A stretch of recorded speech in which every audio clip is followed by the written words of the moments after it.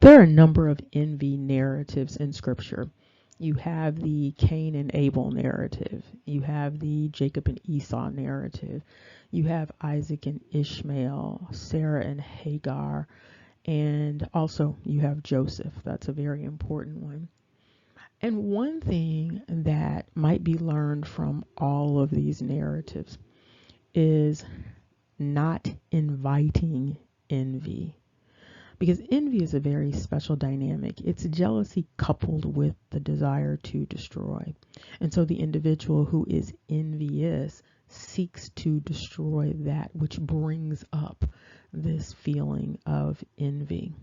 And so you hear a number of individuals based upon biblical scripture referring to themselves as chosen, referring to themselves as special, manifesting a craving to rule over other nations, craving to rule as God, planning to rule the world above all nations when the tables turn, and speaking of this over and over and over again, bragging about prior conquest of purported ancestors, planning to oppress those that oppress, and having a future of others bowing down to them.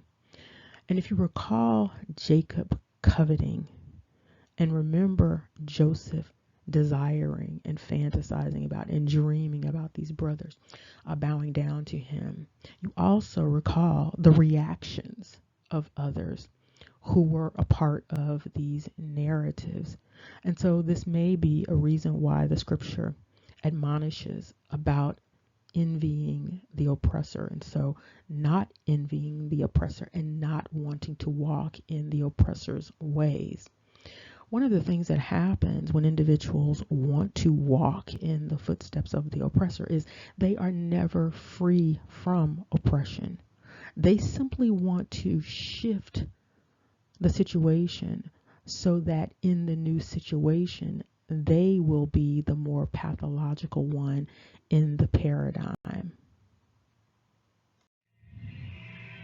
Of course, part of what's going on also is that people feel as though they are enduring quite a bit of oppression in exchange for a future of being an oppressor, a divine oppressor, but an oppressor nonetheless.